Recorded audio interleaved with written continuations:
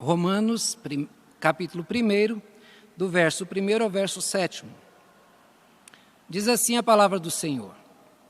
Paulo, servo de Jesus Cristo, chamado para ser apóstolo, separado para o evangelho de Jesus, o qual foi por Deus outrora prometido por intermédio de seus profetas nas sagradas Escrituras, com respeito a seu filho, o qual, segundo a carne, veio da descendência de Davi, e foi designado Filho de Deus com poder, segundo o Espírito de Santidade, pela ressurreição dos mortos, a saber, Jesus Cristo nosso Senhor, por intermédio de quem viemos a receber graça e apostolado por amor do seu nome, para a obediência por fé entre todos os gentios, de cujo número sois também vós, chamados para serdes de Jesus Cristo, a todos os amados de Deus que estão em Roma, chamados para serdes santos, graça a vós outros e paz da parte de Deus, nosso Pai, e do Senhor Jesus Cristo. Vamos orar, irmãos?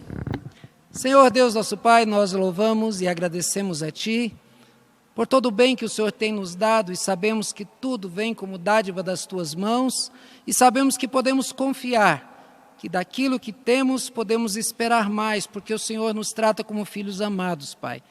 Senhor, nesse momento onde vamos dar início, Senhor, ao estudo do livro de Romanos, nós pedimos, Pai, uma unção especial, Pai.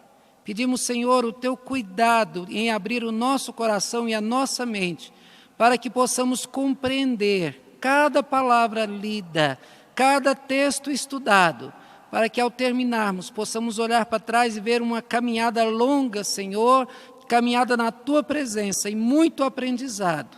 Eu agradeço, Pai, porque já sei que o Senhor já está cuidando de nós. Muito obrigado, nós oramos em nome de Jesus. Amém.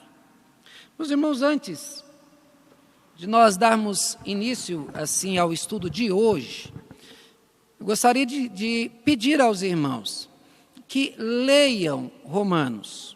Se você não ler a carta, o que eu falar aqui no estudo não terá sentido, porque respostas dadas a quem não perguntou nada não tem sentido. A pessoa não presta atenção, mas quando ela leu, e eu estou dizendo para ler uma pequena parte, para tirar o que é que tem, tire perguntas, para que quando for dito aqui, feito o estudo, você vai dizer, é isso que o texto quer dizer.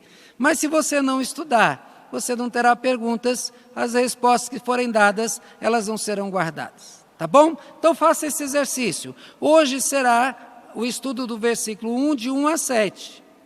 Então, na próxima perícope, esse pequeno espaço que tem esse intervalo será o próximo. Leia, escreva, analise, para que a gente possa então falar no próximo estudo do assunto que o texto vai tratar. Tudo bem?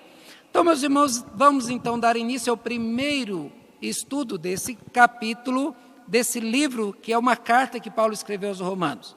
Então, estamos dando início ao estudo da carta de Paulo aos crentes romanos. Estou particularmente ansioso para ver quais as mensagens que o Senhor tem preparado para nos dar no estudo das linhas desta carta. Quantas lições maravilhosas nos esperam. Espero que você, como eu, esteja desejoso de receber tudo que Deus tem preparado para nós. Meus irmãos, as primeiras linhas escritas por Paulo nos fazem lembrar quando éramos crianças e a professora da escola dominical dizia o nosso nome. E ao falar o nosso nome, levantávamos com alegria e recitávamos o versículo. A chamada nos mostrava que nós fazíamos parte daquele grupo, daquela igreja, daquele povo, daquela classe de alunos que se preparava para viver uma vida digna do Senhor que nos salvou. Devemos continuar nos lembrando com prazer que Deus um dia especial, Ele nos chamará pelo nosso nome e nos receberá na glória. Um hino antigo, muito cantado no interior do país, ele exprime a alegria da esperança de ser chamado por Jesus.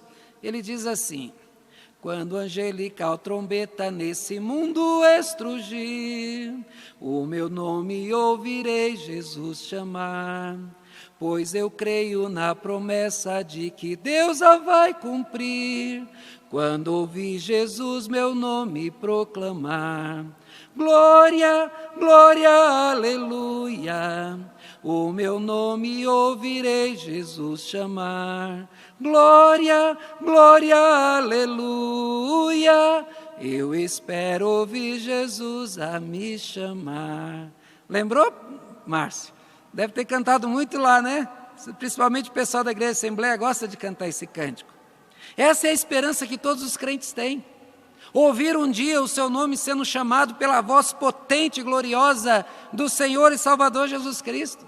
Será um momento glorioso na vida de todos aqueles que viveram para Jesus.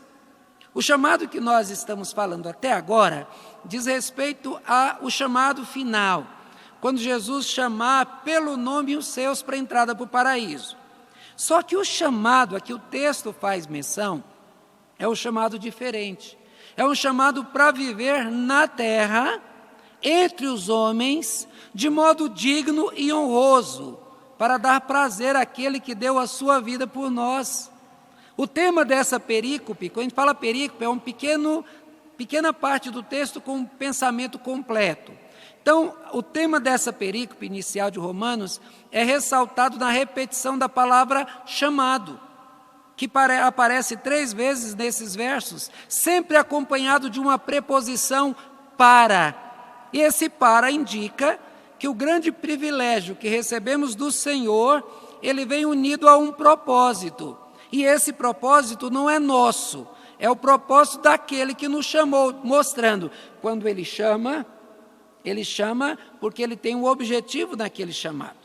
Nós hoje vamos tratar sobre chamados por Deus com propósito. Chamados por Deus com propósito é o tema dessa perícope. Em primeiro lugar, nós veremos que nós fomos chamados para sermos propagadores do Evangelho. Presta bem atenção. Você não foi chamado para ficar rico, você não foi chamado para ficar sem doença, você não foi chamado para ter regalias, você não foi chamado para outras coisas. O texto diz, Paulo, servo de Jesus, chamado para ser apóstolo, e ao final diz, para obediência por fé. Veja que o texto ele mostra a questão do chamado para evangelização. Para entender a respeito do chamado, é necessário compreender que há o chamado para a salvação e há o chamado para um trabalho. É diferente. Quando nós lemos os profetas, por exemplo, nós vimos o registro do chamado de reis como Nabucodonosor e o rei Ciro. Estudamos isso no livro de Daniel. E esses dois foram chamados para uma missão específica. Nabucodonosor foi chamado por Deus para levar Judá cativo para a Babilônia, e Ciro foi chamado por Deus para libertar o povo da Babilônia, fazendo com que o povo voltasse para a sua terra. Judas, por exemplo, ele foi chamado para fazer parte do grupo dos 12. Foi chamado para ser apóstolo, porém Jesus nunca foi enganado. Ele sempre soube que Judas seria o traidor. Judas não se salvou. Apesar de Judas ter estado na presença de Jesus, de ter por cerca de 3 anos ouvido todos os seus ensinos e visto muitos milagres. Veja, irmãos, que ver milagres não salva ninguém.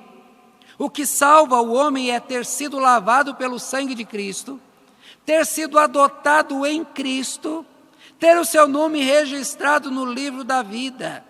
No capítulo 8, versículo 29 de Romanos, Paulo fala sobre aqueles que foram conhecidos, predestinados, chamados, justificados e glorificados.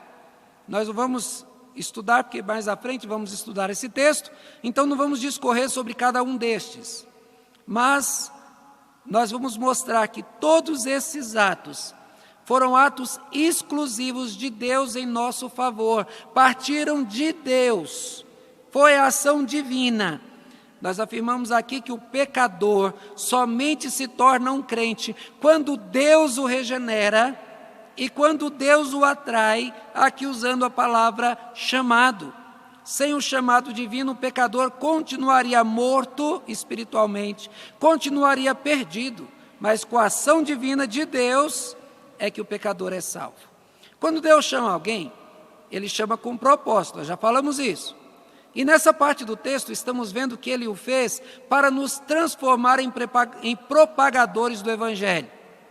Há 3 pressupostos fundamentais das Escrituras sobre a doutrina da vocação ou chamado, que devem ser considerados em qualquer análise. Primeira, as 2 expressões vocação e chamada, quando aparecem na Bíblia, são a mesma coisa. Ambas provêm do verbo grego kaleo, que significa chamar ou convocar. Há 2 tipos de chamada. A chamada geral, que é a chamada ouvida no coração pelo pecador, ouvida por todos os crentes. Então, se alguém se converteu, foi porque Deus chamou, despertou aquele coração, vivificou aquele coração e tocou abrindo os ouvidos, que a gente chama de ouvidos espirituais, dando entendimento para que esse coração ouça a palavra, entenda, creia e seja salvo.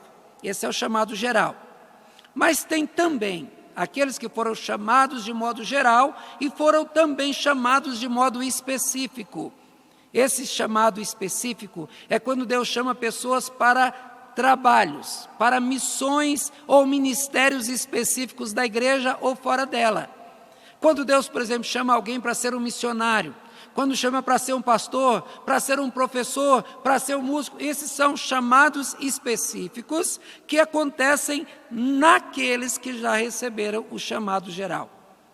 O terceiro item, as chamadas geral e específica são feitas independentemente dos dons, talentos e qualidades de cada um. Deus não chama ninguém porque é bom. Deus não vocaciona ninguém porque essa pessoa já tinha qualidades. No caso da chamada específica, quando Deus envia alguém para uma missão, Ele mesmo capacita com dons e talentos para que o enviado tenha capacidade para desempenhar. Ou seja, Deus pega alguém que é totalmente inútil, Ele chama, Ele prepara e Ele envia. E a pessoa vai lá, então, tem a capacidade de poder fazer o seu trabalho. A igreja deve estar atenta a essas 2 naturezas da vocação, dando a ambas o mesmo enfoque, com a mesma intensidade, sem jamais privilegiar uma em detrimento da outra. Não deu para entender, né? O que eu estou dizendo é, o crente que não canta, que não prega, que não ministra, tem o mesmo valor para Deus e deve ter o mesmo valor para a igreja do que aqueles que tomam frente nos trabalhos da igreja. A igreja não pode privilegiar um cantor, privilegiar um pregador, privilegiar pessoas que se destacam e diminuir o valor daqueles que não têm trabalhos específicos. Voltamos então ao texto. Paulo afirma ser servo de Jesus Cristo, chamado para ser apóstolo e separado para o Evangelho de Deus. Paulo expõe aqui o seu chamado para uma tarefa específica, o apostolado. O apostolado é o enviado. Sabemos que Jesus chamou 12 apóstolos e caminhou com eles durante o seu ministério terreno. Com a morte de Jesus e o suicídio de Judas, os demais se juntaram para eleger um substituto, o que ele só aparece no dia da eleição e desaparece do relato, não aparece mais. Mais tarde, o próprio Jesus, que escolhera pessoalmente aqueles 12, ele apareceu a Saulo. Ele deu a missão de pregar o evangelho aos gentios. Essa incumbência específica foi pregar, e ela foi dada pelo próprio Senhor. Por isso que Paulo diz, eu sou um apóstolo, eu fui enviado pelo próprio Senhor. A partir daí, da escolha dos 12, da escolha de Paulo para substituir Judas, não houve nenhum outro escolhido diretamente pelo mestre para ser apóstolo. Por isso que esses homens que hoje querem ser chamados de apóstolo, o que eles querem é o status, como se eles fossem superior aos outros. Porém, o que Jesus ensinou para os seus apóstolos é que eles deveriam estar dispostos a lavar os pés uns dos outros, a servir a igreja e não a ser servido por ela. Paulo não seguiu e nem aprendeu andando com Jesus. E nenhuma vez Paulo se sentou aos pés de Jesus. Como é que ele aprendeu então? Na carta que ele escreveu aos Gálatas, no capítulo 1, do versos 11 a 18, diz assim, Eu faço-vos saber, porém, irmãos, que o evangelho por mim anunciado não é segundo o homem, porque eu não recebi e nem aprendi de homem algum, mas mediante revelação de Jesus Cristo. Quanto, porém, ao que me separou antes de eu nascer e me chamou pela sua graça, aprove revelar seu Filho em mim, para que eu pregasse entre os gentios sem detença. Eu não consultei carne e sangue, nem subi a Jerusalém para os que já eram apóstolos antes de mim, mas parti para a região da Arábia e voltei outra vez para Damasco. Decorridos 3 anos, então subi a Jerusalém para avistar-me com Cefas, que é Pedro, e permaneci com ele 15 dias. E não vi outro dos apóstolos, senão Tiago, o irmão do Senhor, Tiago que é irmão de Jesus. O aprendizado de Paulo, ele foi recebido diretamente de Jesus. Ele partiu para a região da Arábia, numa espécie de um retiro espiritual de cerca de 3 anos. E com certeza ele meditou nas Escrituras, onde Deus revelou na palavra a verdade do Evangelho. E até então essa verdade estava oculta a Paulo, apesar dele ser mestre. Apesar dele ter um conhecimento bíblico extraordinário, ele não conseguiu ver o Evangelho, Jesus Cristo, na palavra de Deus. Entendeu que o seu estado era de perdição, por isso que Paulo diz, eu sou o maior dos pecadores. E ele entendeu que Deus lhe foi misericordioso ao salvar, ou seja, ele não tinha méritos para oferecer a Deus. E ele entendeu que Deus lhe deu a graça da salvação e do apostolado. Por isso que todas as vezes que ele fala de algo que recebeu a Deus, ele fala como uma graça, algo que foi dado, não algo que foi comprado, que foi adquirido. E ele incumbiu então da tarefa de propagar o Evangelho a pessoas que estavam perdidas, como ele estava antes. Porque um grande problema dos crentes, muitas vezes, é pregar o Evangelho para perdidos, como assim, você tem que aceitar Jesus, então você vai para o inferno, esquecendo que um dia eu também estava perdido, o meu caminho era o inferno. Então Paulo prega aos gentios com esta consciência. Paulo diz, eu estava perdido e eu falo para você que tem salvação para você. Vamos caminhar juntos, é isso que Paulo falava, por isso o sucesso de Paulo. Paulo leu e entendeu que Cristo estava nas páginas do Antigo Testamento. Ele fala de Jesus nesses termos, o qual foi por Deus outrora prometido por intermédio de seus profetas das Sagradas Escrituras, com respeito a seu Filho. Veja que o conhecimento que nós temos do Evangelho hoje faz parecer óbvio. A Isaías fala de Jesus. A gente vê falar sobre montar sobre um jumentinho, está vendo? É Jesus. Acontece que para os judeus, eles não viram na pessoa de Jesus, o Messias. Eles estavam com os seus olhos tapados. Para nós parece óbvio, para eles não. Irmãos, Jesus é o assunto principal da Bíblia. As Escrituras falam de Jesus. Jesus é o centro da Bíblia. De Gênesis e Apocalipse, o tema é Jesus. O conteúdo da Bíblia mostra como o homem caiu e como Deus o salvou em Jesus. Paulo vai dizer que nós somos abençoados com toda sorte de bênçãos em Cristo. Fora de Cristo não tem bênçãos, não tem céus, não tem bons sentimentos, não tem nada que presta fora de Jesus. Jesus é a razão da nossa salvação. Entender essa verdade é o primeiro passo para tê-lo como Salvador. Essa compreensão é a ação do Espírito Santo. Paulo recebeu essa graça. Ao estudando as Escrituras, ele conseguiu compreender que o Evangelho tinha em Jesus o cumprimento das profecias antigas.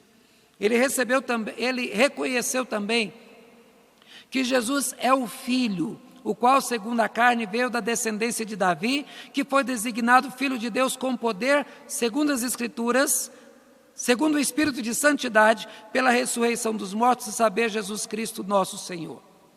Quando Paulo escreveu aos Filipenses, no capítulo 2, versículo 5, ele diz, tende em vós o mesmo sentimento que houve também em Cristo Jesus, pois ele, subsistindo em forma de Deus, não julgou como usurpação ser igual a Deus, antes a si mesmo se esvaziou, assumindo a forma de servo, tornando-se em semelhança de homem e reconhecido em figura humana, A si mesmo se humilhou, tornando-se obediente até a morte e morte de cruz. Jesus é Deus. Jesus sempre foi e nunca deixou de ser Deus.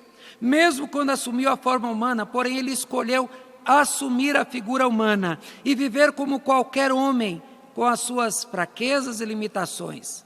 Ele se tornou homem como qualquer um dos homens. As pessoas que olhavam Jesus não viam a glória celeste nele. Paulo, nesse texto, ele afirma que Jesus, segundo a carne, veio da descendência de Davi. Leia a genealogia de Jesus em Marcos e Mateus e você vai confirmar essa verdade. Jesus é descendente do rei. E como descendente de Davi, ele tinha sangue real. Ele podia assumir o poder de um trono que Deus deu. O trono pertencia a Deus. Mas o texto diz que ele foi designado Filho de Deus com poder, segundo o Espírito de Santidade, pela ressurreição dos mortos. Veja, ele não foi feito Filho de Deus, como os adventistas, como os testemunhos de Jeová querem dizer. O texto diz que ele foi feito, veja, designado Filho de Deus com poder pela ressurreição dos mortos. O que Paulo já tinha dito lá? Que ele abriu mão da sua glória e se tornou homem. E aqui está dizendo que pela ressurreição dos mortos, ele foi designado Filho de Deus com poder. Antes, Filho de Deus, abrindo a mão da sua glória, sem poder, para poder então agora assumir todo o seu poder. Por isso ele diz, todo o poder me foi dado nos céus e na terra. Não foi isso que ele diz? É o que Paulo está mostrando aqui. Então, ele não foi feito Filho de Deus, ele sempre foi filho dele. Mas com a ressurreição ele recebeu a sua glória de volta. Glória que Jesus mesmo, lá em João 17,5, orou e disse ao Pai, e agora glorifica-me, ó Pai, contigo mesmo, com a glória que eu tive junto de ti, antes que houvesse mundo. Ou seja, ele já era Deus, ele abriu mão da sua glória para viver como homem, sem poder, e ele, ao ressuscitar, ele recebeu todo o poder novamente, e ainda mais poder e mais glória, porque agora ele era reconhecido como o Salvador dos homens. Ele já possuía glória antes, como Deus, como a segunda pessoa da Trindade, glória que abriu mão para se tornar homem, e assim estar habilitado para morrer em lugar dos homens, pois somente um homem absolutamente puro poderia morrer pelos outros. Caso contrário, a morte seria um castigo, e não uma oferta, e não um sacrifício. João faz questão de exaltar Jesus Cristo como Filho de Deus e como Criador, já nas primeiras palavras do seu Evangelho. Ele diz, no princípio era o Verbo estava com Deus e o Verbo era Deus. Ele estava no princípio com Deus, todas as coisas foram feitas por intermédio dele e sem ele nada do que foi feito se fez. Jesus é o Verbo de Deus, é a palavra da criação. O que Paulo afirma nesse texto é que Jesus, após a sua ressurreição, deixou o estado de humilhação, assumiu de volta a sua glória, e glória ainda maior por ter realizado a salvação dos homens. Este Jesus glorificado foi quem concedeu a Paulo o apostolado.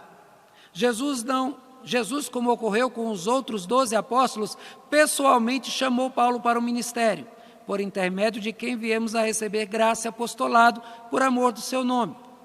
Jesus foi ao encontro de Saulo no caminho de Damasco. Ninguém é chamado por Deus para ser superior a ninguém outro. Nem mesmo sendo enviado pela tarefa mais importante, nunca será superior a ninguém. Nós somos chamados para obediência por fé. Deus nos chama para que nós estejamos indo, porém sempre em obediência ao que Ele mandou. Existe apenas um Senhor a quem devemos obedecer. Em todos os aspectos da nossa vida, devemos crer e obedecer. A nossa primeira afirmação é que fomos chamados para nos tornar evangelistas, propagadores do Evangelho. Evangelizar é uma lei deixada por Jesus, e de pregar o Evangelho. É uma lei, você quer obedecer a lei? Vai e pregue, fale para as pessoas do amor de Cristo. Jesus resumiu os 10 mandamentos em uma única palavra, amor. Evangelizar é amar ao próximo, é libertá-lo da sua escravidão. Não tenha dúvida, você e eu fomos chamados e enviados ao mundo para propagar as grandezas de Deus. Há muitos a serem salvos, e Deus escolheu salvá-lo através da loucura da pregação. E escolheu homens para pregar com mais convicção, pois todos os crentes experimentaram a salvação, éramos perdidos e fomos salvos. Mas, em segundo lugar, o texto nos afirma que nós fomos chamados para sermos propriedade particular de Cristo. O texto diz: entre todos os gentios, de cujo número também sois vós, chamados para serdes de Jesus Cristo. Veja, chamados para ser dele. Tem gente que diz assim: eu faço o que quero, eu faço quando quero e como quero, eu vivo do jeito que eu quero e ninguém manda em mim. Essa afirmação parece poderosa, né? Que palavra forte! Só que essas são palavras impensadas, irrefletidas, vindas da boca de alguém que não meditou no real sentido delas. Numa análise rápida, veremos que eu faço o que quero, quando quero e na hora que eu quero. Isso é verdade? Será que é verdade? Não, não é não. Você não faz o que você quer, nem quando quer e nem como quer. Se você está no teu carro e quer correr, uma placa de velocidade te obriga a baixar a velocidade. Você está com pressa, uma placa, uma luz de semáforo faz você parar. Quantas vezes você planeja fazer algo e os atrasos inesperados te impedem de fazer? Quanto a fazer o que quer, com quem quer, também é uma palavra irrefletida, pois você não pode fazer o que quer com as pessoas. O teu direito acaba quando o direito do outro inicia. Você é limitado pelo tempo, pelo espaço, é limitado pelas relações interpessoais, é limitado na realidade que você vive na tua casa. Você é servo do relógio, você é servo do transporte, é servo do patrão, é servo da esposa, é servo do esposo, é servo dos filhos. E você diz que manda em você, você não é livre, você é servo. Tudo e todos têm potencial de mudar a tua vontade e impedir o que você deseja fazer. Então, o mais sábio a reconhecer é que você não manda em você mesmo. Mas se eu não mando em mim, então quem manda? Jesus ele disse que existem dois senhores a ser servido. Ou serve um ou ao outro. Há duas realidades aqui que nós devemos entender. Primeiro, sem Senhor ninguém vive, ninguém fica sem Senhor. Ou seja, você sempre servirá a um. Se você não servir a Deus, vai servir o diabo. Você deixa de servir o diabo, você vai servir a Deus. Mas sem Senhor, você nunca vai ficar. Você nunca vai ser o dono da tua própria vida. Segundo lugar, você nunca poderá servir a dois senhores de uma só vez. Ou você vai servir a Deus, ou vai servir o diabo. Se você agradar a Deus, você vai desagradar o diabo. Se você agradar o diabo, você vai desagradar a Deus. Nas Escrituras, Deus sempre se refere a Israel e à igreja como sendo seu povo, como sendo sua igreja. Ele diz: meu povo, minha igreja. Ele é o Senhor e proprietário dela. Deus comprou a igreja. Ele deu o seu sangue nesse negócio. Isaías nos afirma que fomos dados pelo Pai ao Filho como recompensa pelo cumprimento da sua missão. Está lá em Isaías 53, 12. Na sua carta aos Efésios, Paulo afirma que todos nós, outrora, andamos segundo o curso deste mundo, segundo o príncipe da potestade do ar, do espírito que agora atua nos filhos da desobediência, segundo as inclinações da carne, fazendo a vontade da carne e dos pensamentos. Está lá em Efésios 2, de 1 a 3. Fica claro, irmãos, que éramos escravos de Satanás e que fazíamos a sua vontade e não fazíamos a nossa. As pessoas que estão aí dizendo que são livres para decidir, na realidade elas são escravas. Não éramos livres antes da conversão, como não somos livres após a conversão. Éramos escravos da nossa natureza caída e não fazíamos o bem. Escravo não tem vontade, ele obedece. Porém, Cristo nos libertou das garras de Satanás e nos fez ser dele. Agora somos sua propriedade particular. Não pertencemos a nós mesmos, e sim pertencemos a ele. Pedro, lá na primeira carta de Pedro, capítulo 2, versículo 9, diz: vós, porém, sois raça eleita, nação santa, povo de propriedade exclusiva de Deus. Não é isso que estamos falando? Que Deus nos chamou para sermos de Jesus? Esse mesmo conceito foi dado por Moisés, lá no Antigo Testamento.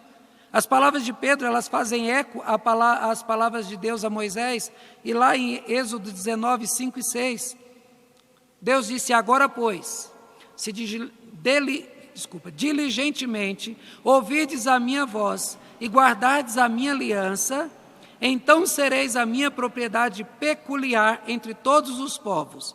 Vós me sereis reino de sacerdotes e nação santa. É a mesma palavra. Somos de quem? Propriedades particular de Deus. Nesse texto, Paulo afirma que antes da nossa conversão, andávamos entre todos os gentios, de cujo número sois também vós, chamados para ser de Jesus Cristo. Se nós fomos chamados por Deus, atraídos por Deus, agora nós devemos entender que nós devemos agradar a esse novo Senhor. Não fazer a nossa vontade, não andar de acordo com a nossa natureza. É interessante que a Bíblia iguala todos os homens no pior patamar. Tem gente que acha que se vê lá em cima, né? Superior aos outros. Mas a Bíblia, ela nos iguala a todos os gentios e ímpios, chamados para ser de Jesus, quando todos vocês eram iguais a todos os gentios. Os crentes não são, por natureza, melhores que os incrédulos. Éramos e vivíamos como eles. Os nossos caminhos eram de trevas e nos levavam para a perdição. É o que Paulo afirma aos Efésios. Éramos, por natureza, filhos da ira, como todos os outros. Nesse texto, Paulo reafirma que todos nós éramos contados entre os gentios, porém, nós fomos chamados por Deus com um propósito definido, para servos de Jesus Cristo. Deixamos de pertencer às trevas para nos tornar cidadãos dos céus. Deixamos de ser propriedade de Satanás e passamos a ser propriedades de Jesus. E devemos agir como sendo dele. O conhecimento das Escrituras levará o convertido a um caminho diferente. Enquanto o ímpio se esforça para reafirmar o seu desejo de independência de Deus e tem prazer em agir como sendo dono de si mesmo, conosco é diferente. Quanto mais conhecedor da verdade, menos dono de si o crente será. Ele verá que somos servos de Deus, que a nossa vontade deve se submeter à vontade dele sempre, e que essa submissão a Cristo não será negativa ou humilhante, mas prazerosa e gloriosa. Fica claro que o objetivo do chamado divino é para que tenhamos cada vez mais claro em nossa mente e no nosso comportamento que nós pertencemos a Cristo e que esta condição deve proporcionar em nós prazer e alegria, pois quem é do Senhor tem o presente e o futuro seguros. Mas em terceiro lugar, nós veremos que fomos chamados por Deus para refletir a santidade. Você é um espelho que deve refletir a glória de Deus. Esse é o objetivo do teu chamado. O texto diz: a todos os amados de Deus que estão em Roma, chamados para ser de santos, graças a vós outros, da parte de Deus e Pai, nosso Senhor Jesus Cristo. Outro dia eu fui na casa de um membro, e chegando lá nós tivemos uma surpresa. O filho estava vestido igualzinho ao pai. Vocês já viram alguma coisa assim? Mas rapaz, foi interessante. O pai demonstrava uma satisfação de ver o filho expressar alegria em se parecer com o pai. Do outro lado, o filho demonstrava satisfação em estar vestido exatamente igual ao pai. Satisfação do pai e satisfação do filho. Você conhece esse povo, Márcio? Pois é, né? Que prazer que foi isso. Ver vocês dois, o pai e o filho juntos e alegres pelo fato de um se parecer com o outro. Todos os textos que retratam a pessoa de Deus, o retratam cheio de glória e majestade. Ele está sempre cercado de seres celestiais santos, que lhe prestam honras e glórias. E um dos aspectos mais relevantes e constantes das Escrituras é a exaltação da santidade de Deus. Deus é santo e exige que todos os seus filhos sejam santos como o Pai.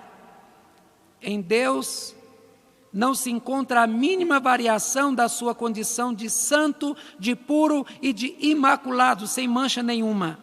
A sua presença exige que todos estejamos igualmente puros, Seres celestiais que lhe prestam culto são santos também e tapam os seus rostos diante da santidade de Deus. E nós, se queremos estar em sua presença, temos a obrigação de nos santificarmos, como diz Hebreus 12:14, sem santificação ninguém verá o Senhor. Fomos feitos filhos de Deus e como nosso Pai, santidade deve ser o alvo da nossa vida, para refletirmos as qualidades de nosso Pai. Deus chamou um povo a si, para ser de santos. Em muitas passagens bíblicas encontramos textos que nos induzem à santidade e cobra de nós empenho para vivermos uma vida santa e revela que seremos castigados caso escolhamos um caminho tortuoso e impuro. Não nos é permitido voltar a viver nas condições espirituais insalubres que vivíamos antes de sermos alcançados pela graça divina. Seu estado, o estado daquela pessoa que se desvia, é comparado ao cachorro que volta a comer o seu vômito e à porca lavada que volta a revolver na lama. Que triste condição, está lá em 2 Pedro 2:22. O profeta Ezequiel traz uma dura afirmação de Deus. Portanto, tão certo como eu vivo, diz o Senhor Deus, pois que profanaste o meu santuário com todas as tuas coisas detestáveis e com todas as tuas abominações. Veja, eu retirarei sem piedade os olhos de ti e não te pouparei. Deus está dizendo, você quer viver no pecado? Eu vou deixar você sozinho e eu não vou poupar você. Por que Deus beneficiaria aqueles que estão jogando fora o privilégio de terem sido escolhidos por Deus e recebida a adoração de filhos por meio de Jesus Cristo? Para que Ele ia beneficiar a gente assim? Se querem andar nas trevas, Deus deixará que sofram as mesmas consequências sofridas pelos ímpios. O crente que se rebela contra Deus, ele se torna igual a ímpio e é tratado por Deus do mesmo modo. Lembra lá que foi dito que Paulo escreve, diz, entrega para Satanás? Irmãos, nesse primeiro estudo, não deixa dúvida de que Deus chama pecadores para se relacionar com Ele. Porém, os chamados devem vir como servos, como propriedades de Cristo e santos como o Pai. Sejamos o que Deus quer que sejamos, pois assim nós seremos os beneficiados. Deus não tem nada a perder, mas se nós o abandonarmos, nós é que perderemos. Meus irmãos, quando eu vejo pessoas falarem de boca cheia, que os presbiterianos, eles vivem em pecado, não fala de pecado, que acha que tem direito de pecar e vai ser salvo assim. Primeiro livro que trata da justificação. Vocês viram aqui alguma permissão para pecar? E não existe em lugar nenhum da Bíblia. Então, meus irmãos, que nós possamos entender, esse foi o primeiro estudo. Você foi chamado. Vocês viram? Para. Chamado para ser evangelista, você foi chamado para ser santo e para viver como sendo dele. Você não é teu. Você não é dono de você, você pertence a Ele. Então, que você viva dessa maneira. Dessa maneira, então, Deus se agradará de você. Amém?